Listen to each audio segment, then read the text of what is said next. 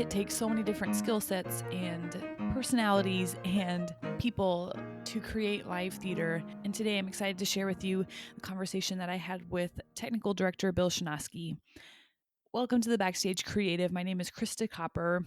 I am a musician who lives in the Kansas City area, and I've been involved in theater for about 10 years now. I started this podcast because I wanted to know more about what goes on behind the scenes of theater. As a musician, I come in kind of at the final hours before a show opens, usually a rehearsal or two before Tech Week, and then Tech Week and the show opens. So I don't get to see and participate in, the months leading up to the opening of a show. As I worked more in the theater world, I was meeting more people who were costume designers and stage managers and sound engineers, and I was so fascinated by their process and how and the things that they did leading up to a show, and the responsibilities that they had and all of that. I wanted to know more, so I started this podcast so that I would have an excuse to ask people for their time and and listen to what they did behind the scenes and the skills that they need to do their jobs. Because of this, it's helped me become a better bass player. It's helped me become a deeper thinker and a more creative artist. And I'm so grateful for everyone who listens to the podcast and for everyone who has taken the time to be a guest on my show. Like I said in the introduction, today I'm talking with Bill Shinoski, who works at the Kansas City Repertory Theater. Although I live in Kansas City, I I moved to this area in August of 2019. So a few months after I moved here, the pandemic hit. So I haven't had the honor of working at the KC Rep Theater yet, but I know it's got a great reputation in the town. I really enjoyed this conversation with Bill. So here we go. Here's my conversation with technical director Bill Shinoski.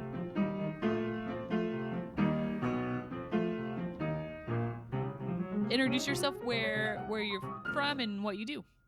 My name is Bill Shinoski. I'm most recently here from Kansas City, I guess. Originally from the East Coast, but moved out here in '90 to go to grad school and just never left. And I have worked for the past, 27 odd years for the Kansas City Repertory Theater. Wow, 27 years? That's a long time. Yeah, I started there. My my third year of graduate school was a residency with the rep. And then I just never left. In '93, I started more or less full time.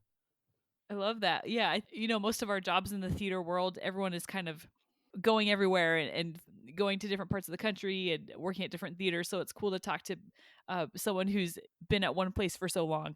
Yeah, I mean, I did my share of summer stocks. As an undergraduate, I worked, God, all the years as an undergraduate, I had a theater job, and then I did several years, even after I was at the rep, because they don't have anything in the summers. So I was always looking for work back in the day, where I spent time in North Carolina, and then I did the first Heart of America Shakespeare Festival. So I did do my share of other stuff, but the rep's been my main gig now for quite a few years. Mm-hmm. What part of the East Coast are you from? I was born in Ohio. We moved to Pittsburgh, spent time in Buffalo, and then before I moved here, I was in Ashford, Connecticut, a little town northeast of Hartford. Yeah, I went to grad school in Hartford. So yeah. Ah, yep. I did my undergraduate at University of Connecticut. Oh, nice. Oh, that's Yeah. cool. So, what have you noticed? Any changes that you've noticed in the theater world? In all of your years of experience. Not really. I mean, I haven't noticed any changes. About the only change I've noticed maybe is the amount of reliance the designers place on the build teams. On their support, they don't seem to be as active. They leave more to us in terms of making decisions for them because they're so busy. They have to work so much to earn a living. Sometimes it's hard for them to give you everything you need, and it leaves a lot more responsibility on your head to complete a production. Mm-hmm. Do you like that? I don't mind it. I mean, I have no issue making decisions. I mean, most of the designers I work with, I know, and I've always been the type to what I've always called value engineering. A lot of people draw things certain sizes that just aren't feasible, and it's always been my job to make it more feasible in terms of, spending the money in the right places.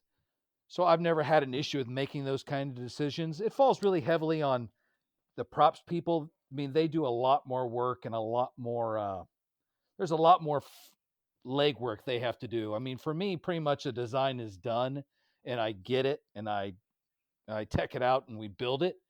So it's a much more concrete thing. It seems like props has got a much harder time at it than I've ever had with it. I mean, I usually get my decisions made and I just go for it. Hmm. So I would love to hear the process of a show. Like, a show's coming up. How do you get to opening night? What does that process look like for you?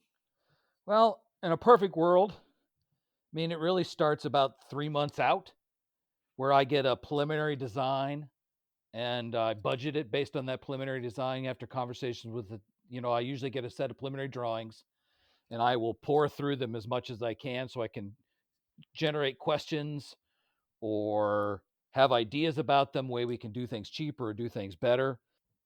Oh, it might take us a week or so to turn that around. And then it gets back to the designer where I can give them a budget based on those drawings. And then we can have conversations about whether it's in budget or out of budget. Generally, they ask me how I can get it in budget. And then things I notice on the drawings that, we could do cheaper this way, but give you the same results. And so the goal is after preliminaries to get it into some kind of close to, we're comfortable with the fact that we're now within budget and you should proceed with finals. And then the designers go away again. And hopefully then after that other month, the rest of that month is passed, they've come back with a complete set of final drawings, which include, all the elevations I'm going to need, as well as all the color elevations the painters are going to need so the thing can get realized. And then it usually takes me the better part of a month, 3 weeks, 4 weeks, maybe tops, to completely draft out a show from start to finish. Because pretty much everything they draw, I'm going to redraw. It helps get it in my head. So even if they give me drawings that are computer generated, I'm going to completely redraw those elevations. Just because that allows me to completely think about the process and to fix funny sizes. If something is a weird size, I'm going to correct it so it's just easier to build for the carpenters. Hmm. So it's one of those kind of things that I mess with things to get, sizes to be normal or angles to be normal.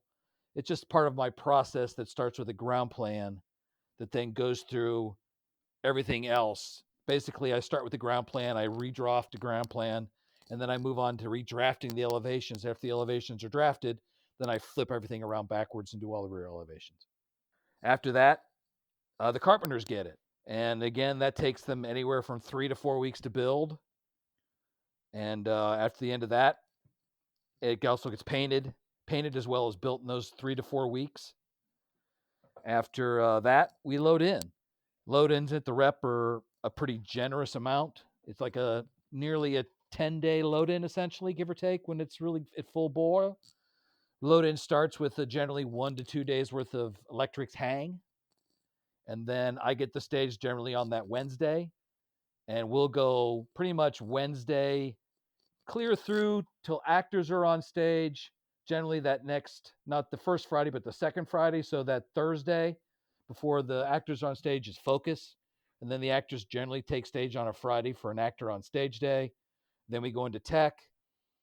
The rep has a fairly lengthy preview process and tech process in the past, which pretty much accounts to nearly 2 weeks before the first audience sees it at a first preview. And that's it. So it's a pretty lengthy process in a perfect world. Yeah. Yeah. How does that work working in like a rep schedule? Like, is there a lot of overlap with builds? Yeah, there generally is. I mean, it's not too bad. Generally, I'm one show ahead of the carpenters. So while they're building one show, I'm generally teching another show, or at least getting preliminaries for another show so that I can stay ahead of them. In a perfect world, that's how it's supposed to happen. There's a lot of times where that doesn't happen and I'm just trying to crank stuff out and my assistant are trying to crank things out as fast as humanly possible to stay ahead of the carpenters. I mean, there's days where I finish a plate and they start on that plate the next day. It can get hectic, but the last few years have been pretty well thought out. So it hasn't been too bad. There's been very few moments in my life where theater hasn't been hectic, you know? Well, I mean, it's the nature of the beast. hmm I feel if I'm not working all kinds of stupid overtime, that it's not too hectic. Or when, when it progresses logically for one show to another, it's not hectic. You know what I mean? It is just live theater, so I don't really have an issue with it. I mean, there's a lot of techs where I'm still drafting a show. They're in tech and I'm sitting there in the dark with my computer and I'm drafting the next show. And the carpenters are hopefully back at the shop starting on that next show. It works out, between myself and my assistant, we generally can get it done. hmm I'm a musician, and so I'm learning, but I'm not terribly familiar with like the technical world. Right? No worries. So like during tech, what is the technical director doing? Well, we're generally in the perfect world, we're in the room as they're teching. So if there's something that comes up, we're able to give it our attention so that we can answer the questions or solve the problem. So if something doesn't fly in right, or just a piece of scenery that's not acting right, or there's just something we notice that's not done yet. I mean, it could just be a little piece of trim that isn't right or something that's not completed. So it's my job to sit there and find things that need to be either fixed or things that aren't done, so I can generate notes so the carpenters can come in the next day and they can fix that stuff. Something rattles. This door doesn't shut all the way. It's just those little things like that. And most of the notes we do are things that I generate. I mean, I generally get notes from other departments in terms of like the generally from the scenic designers where I get my notes mostly from. But a lot of those notes are things that I've already noticed that he hasn't noticed because I'm generally pretty well attached to it. I mean, I've worked a lot on it and I sit there a lot in tech and I stare at it and I look for those little things. I mean, I go down front and I get close and I try to look from different angles and different seats to see what somebody can see. I mean, can someone see past that door and see into the backstage where you don't want to? So it's just things like that that I try to be aware of during tech so that it just becomes more of a seamless production. hmm it sounds like your job has a like both. You get to look at like the bigger picture, and you have to focus on the bigger picture, but also you're mentioning like really small details. So it sounds like a good blend of both like macro and micro work. Oh yeah. I mean, I try to see the whole thing. I mean, that's my job to see the whole thing in terms of the set, how it's going to work with try to foresee problems with like, well, that thing won't fit through this door. So how do we fix that? Or making sure that it's just that aspect of it to try to catch all the little things. Like I see a masking issue here, let's solve it now when it's easy to fix. Than say when the set's in and now I have to try to hang a set of legs and I can't bring the batten in to do it. So it's really trying to be proactive to solve the problems before they come problems. Sure. I would love to hear your perspective on leadership because you're leading several teams of people. So, what have you learned? What makes a good leader in and as a technical director? You've got to be able to listen to people and hear what they got to say. You never know when an idea is going to come from somebody that's a great idea that solves a problem. I've always been one who wanted to listen to other opinions. And the long and the short of it is it's going to stop with me. I'm going to make the final decision about how something is done, but I'm going to listen to other people and hear what they have to say. So in case I didn't think of something it's a great solution, let's jump on it. I'm not going to just outwardly say no, it's me and I don't really care what you have to say. It's listening to other people and making sure that they know that you hear them. And as long as they know that you hear them, they can feel comfortable in coming to you and making suggestions. And that's kind of how I want to, I try to give as well as I get, to do as much work as they're willing to do. And I think that's also part of it. They also know that I'm working just as hard as they are to achieve the goal. And that makes people want to work harder for me, which is great. So that's always, I've always been a person who wanted to work just as hard as anybody else because I want them all to work hard. So I want everyone to be part of that team to get this thing done. So that's always been sort of my philosophy. hmm That's one of the things I love about theater is every level of theater, every part of the process of putting up a production is collaborative. Yeah. It's working with amongst a lot of people.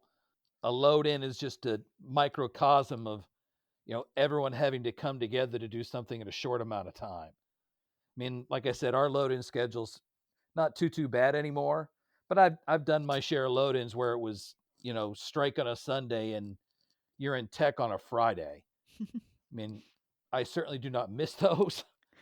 It's a lot more work, a lot more long hours, and I don't need that much in my life anymore. So I appreciate what the rep does in terms of that kind of scheduling. You always want to be able to rise to the challenge. I've always been one who wants to. I'd rather be prepared, so in case something does go wrong, I can give it my full attention to fix it. I'm much more detail orientated. I try to make sure I always have all the solutions, or at least all the ideas.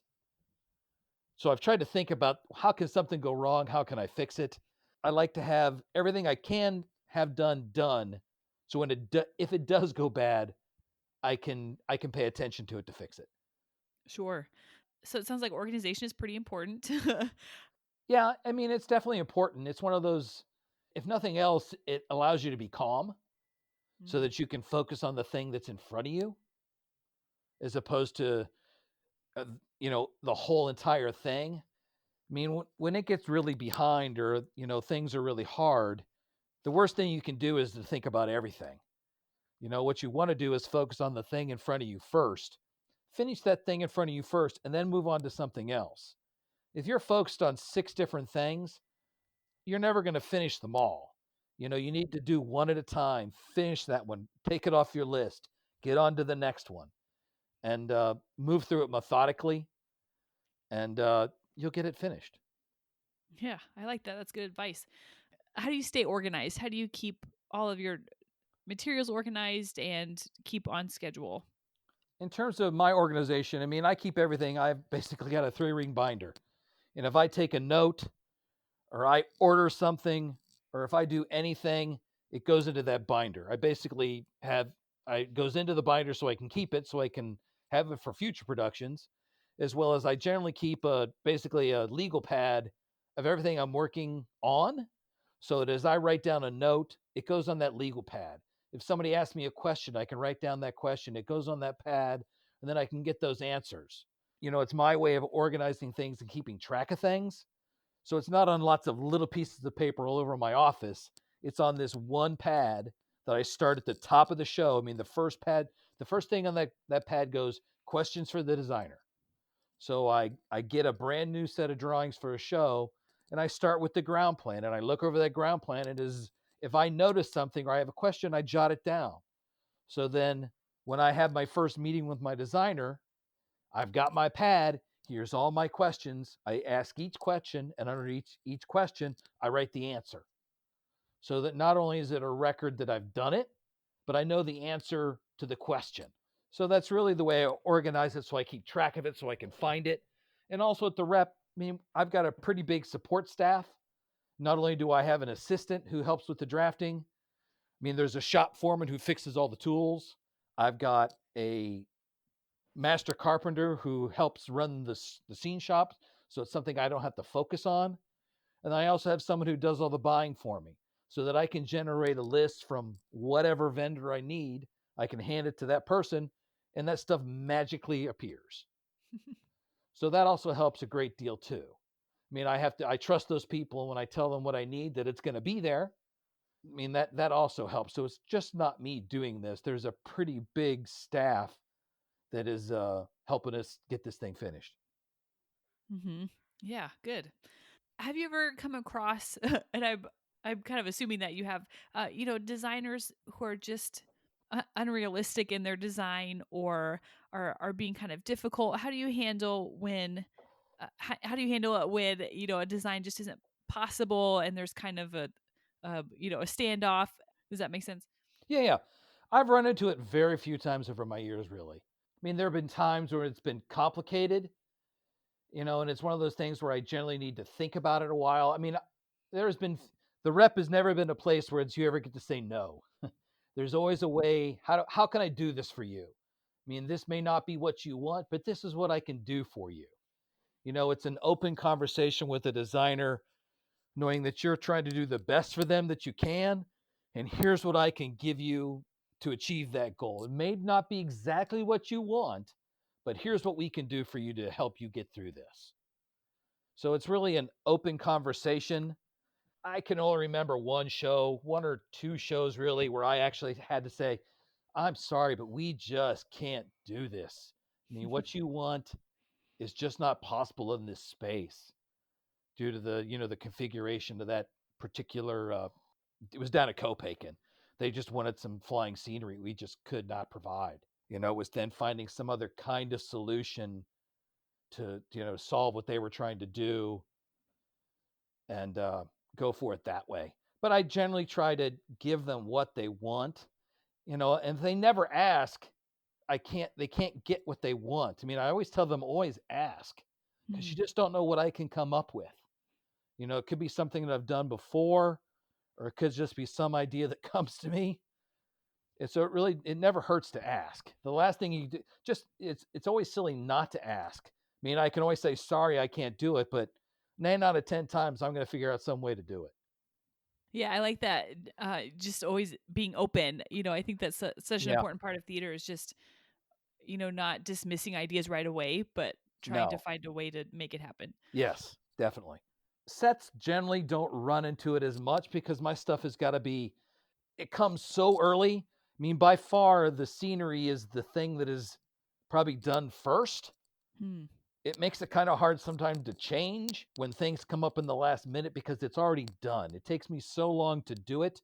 I mean, with costumes, you really can't do anything. You can have ideas and have designs, but till you get those actors, you really can't do anything. And they don't show up till first rehearsal. Props are the same way. I mean, they have all these grand designs for what they want to do with props, but until they put the person actually touching the thing, sometimes the greatest plans go awry because they suddenly needed to do something else that they didn't think of it till just now what to do with it. And my stuff is generally too big. you know a 20-foot wall is a 20-foot wall, and it's already built and painted and sitting in the shop. If we now want it to be a 10-foot wall, that's a pretty big change. Hmm.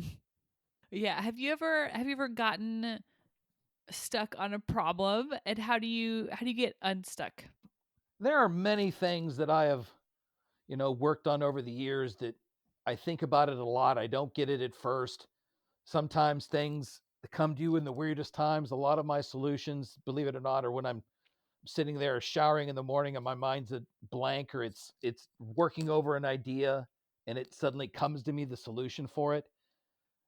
It's one of those things where it's just being open to ideas, and a lot of times it's just drafting it again and again and again until I can figure out what it is I want to do with it. I mean, I may not know what it is, but it's just the drafting of it and where all these pieces are going to fall, and that hopefully leads you to an idea of what it is it's going to be. I mean, I've always had the knack to know how things should be built. I don't know why. It's just I don't know whether it's looking at nature around me or just trying to understand the way things are done. I mean, I have no problem with stealing ideas from other people or other things, way things are built to then make it work in theater. I can't ever think of a time where I mean, you might be stumped by it for a time, but it's really just working at it and looking at it, working with the designer, working with your assistant or anybody in the shop saying, "Here's an idea. What do you think?" I mean, I do that a lot with them. My master carpenter. It's just, here's my idea. Is this the way we want to build it? Because he's the one that's going to have to build it. So I want to make sure that I'm not doing something that he can't build even. There's been things that I've built. Our turntable is a good example of something I built that I like the design of it, but in actuality, some of those turntable pieces are a little too big and a little too heavy. And in hindsight, I wish I made them a little smaller. Yeah, leaning on your support system that's around you. Hmm. Yes, exactly. Has Casey Rep been doing any like digital virtual events? Yeah, they did. It was more in person. They did basically a ghost stories thing. That was in October around Thanksgiving. That involved new pieces and music. They did it on the grounds of the Nelson on the south side, south lawn there. That turned Hmm. out fairly well. And then they're doing some other digital programming. But then we also did the digital Christmas Carol with the reading of the staves by the four prominent actors of Christmas Carol that's running right now that is available for purchase. So they've done that, and I think they've got some more stuff planned for the spring. But right now I'm on furlough, so I'm not really very aware of what's going on with the rep. I mean, I hear little bits and pieces, but for the most part, it's the I'm not really involved with it at the moment because I'm like I said, I'm on furlough. Hmm. Yeah, I was kind of wondering if technical directors were able to be involved in any in stuff like that, but No, not really. With the thing they did in the fall, they brought us back in September to clean this place up and get it ready for some student work that was going to be on Spencer Stage. And by then they realized they were going to do something on the Nelson, so they brought me in to like look at the where they were going to do it, so I could have suggestions about how to do it.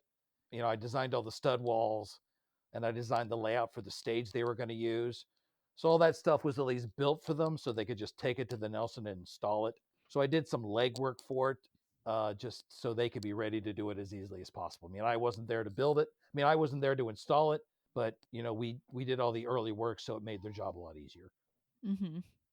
What do you think has kept you in this career for as long as you've been in it? Like you said, it can be long hours.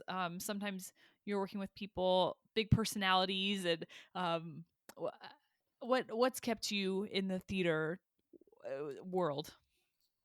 I've always wanted to do it. I mean, it sucks you in.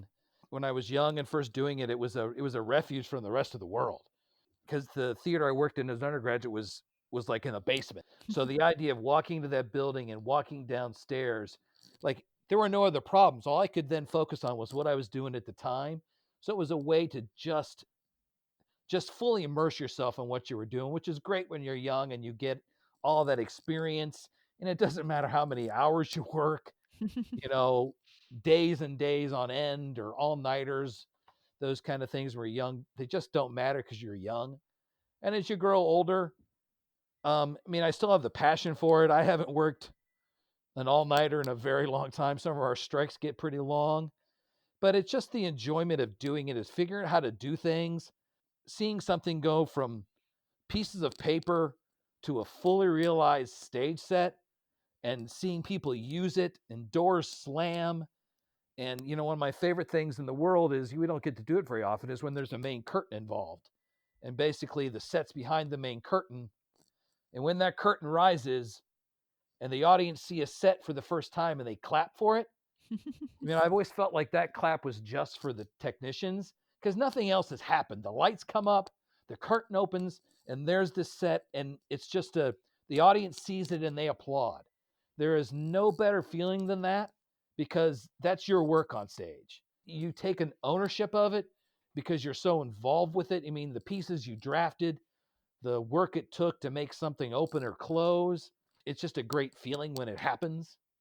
But you know, anytime an audience enjoys it and people see it and it sells out, it's just a sense of accomplishment. It's the working on something and figure it out, and it's always changing and it's always different. I enjoy every aspect of it. I mean, there's a lot of people and like you said, big personalities. You work with them and you know, you do what you have to do. Sometimes you have to deal with it, but it makes it all worthwhile in the end. I mean, I'm on furlough. It'll, you know, come March, it'll have been a year since I've really done any theater work, and I can barely wait for it to I mean, I miss the people I work with. Our Christmas party was supposed to be like last Friday, and it was a pretty weird thing not to be at it, to get everyone together for our parties, and it was always like the highlight of the season. You know, you dress the scene shop up, and I miss the people. I mean, we're all sort of our weird little people, but I miss it.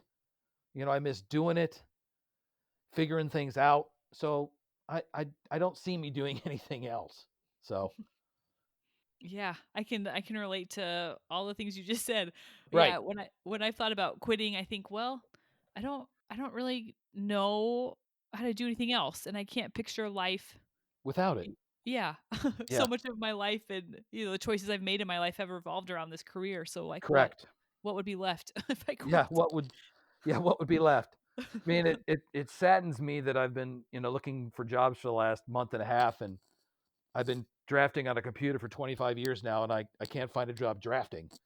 So it's kind of disheartening to think I have these skills that aren't relatable to the rest of the world, but it is what it is, and I don't see me doing anything else. Yeah. Yeah. How do you balance, work life with personal life? Yeah, when there's a lot expected of you. I mean, my wife has known me. I mean, I met my wife in 91. So, I mean, she's always known the work I've done, the work I do. So there was always that acceptance that I'm going to be working a lot. So it was never much of a question in terms of that. And again, it was my life. You know what I mean? There was so much of me that was balled up into it. It's so consuming. And my wife teaches clogging, so she had the sort of the same thing, that her life revolved around that. So we each had our own pretty distinct passions. And as I get older now, I've tried to find, hobbies.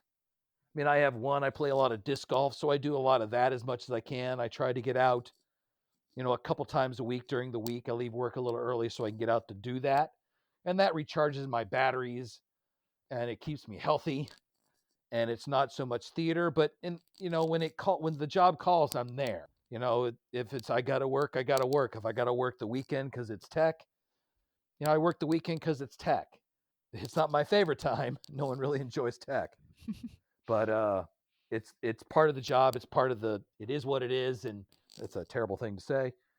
It's always been hard, because there are many a tech week where it's between tech and load in. You'll go 14, 16 days straight, and they're 10-hour days or longer. When you're in tech and you work till 11 o'clock or midnight, then you go to a meeting and you get home at 1 a.m. and you've got to be there next day. So you make sure the carpenters get going again. It's hard. And then when it gets slow, you take time off. You try and disappear whenever you can so that you can get away from it for a minute. So there are slow times, and it's slower in the summer.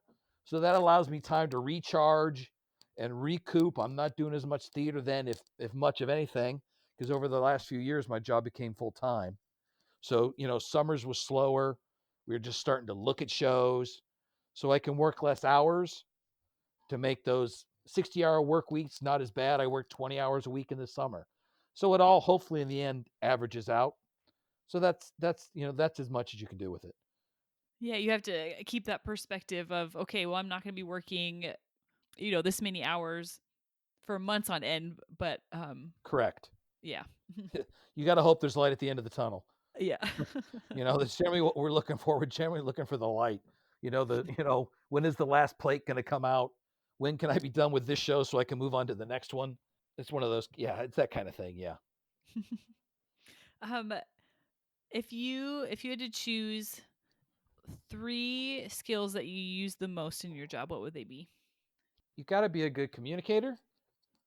You got to be able to listen to people, hear what they're going to say, and still make a decision. You know, so that's one thing. It's being a good communicator. I mean, I'm a great draftsman. I've always been good at that. For me, that's my. I mean, that solves a lot of my problems. It's just the amount of work I put into the drawings that I do. It allows me to fully realize things so that, like I said, when something goes awry, I can focus on that thing. I think it's the ability to be able to handle the stress of what we do. I can only do what I can do. So it allows me not to as much feel some of that stress sometimes because I can compartmentalize it maybe Mhm. and push it aside and only focus on the things that I can handle at the time.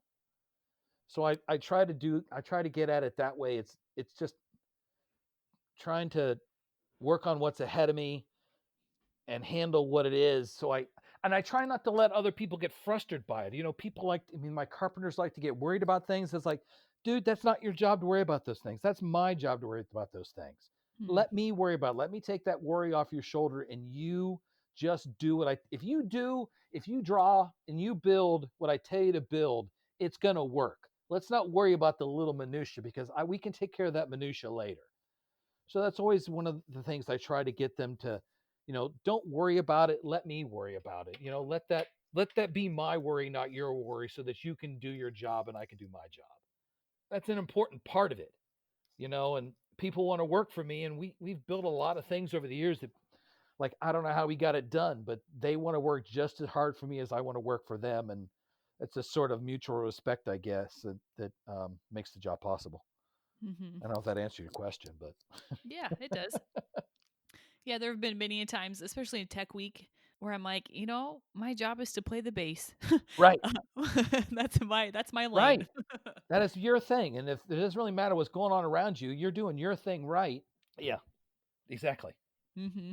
But any, I don't know, any like memorable stories from, I don't know, like funny stories or just any funny like, I don't know, accidents where no one got hurt, of course, Oh, that you could think of that have happened. If not, that's okay because it's kind of on the spot. But no, I mean, there's been things where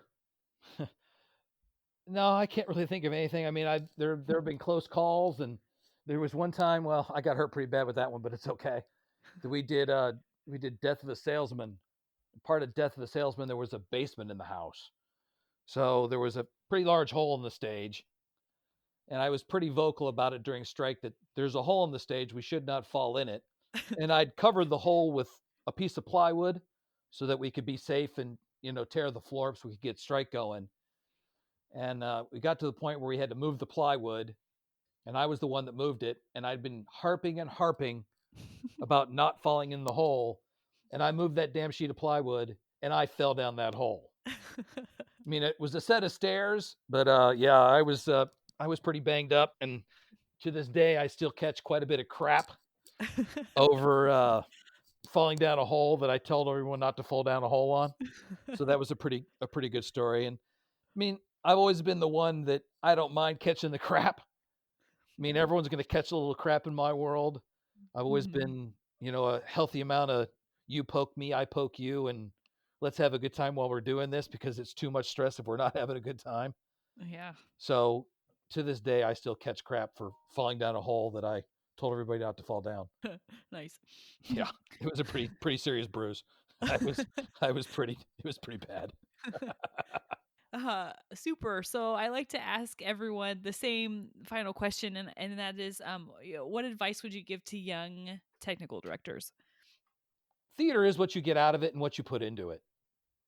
You can go through life and just sort of do your job, but as an undergraduate, as I put so much work into it, I got so much back out of it because I put myself out there and I took the extra responsibility. I took the extra work. I had a great mentor at the time who really pushed me, and really I wanted to work for him. I tried to do the same things with the people around me, really, push them. And so it's you get out of it what you put into it. If you're just going to be lackadaisical about it, you're not going to get that back. But if they see you working at it, they're going to help you get better, or they're going to work harder because they see you working harder. So, I mean, that's really the take of it. I mean, for me, I've always wanted to solve the problem and not be the problem, Hmm. you know? So that's where I'm at with it. Put forth the work, show that you're doing it, and people will see it, and they'll respect you for it. Hmm. Yeah. Set that example for the people that you're leading. Correct. It's always don't complain down. There's nothing worse about bitching about the world, complaining about the world. It can start a pretty bad death spiral.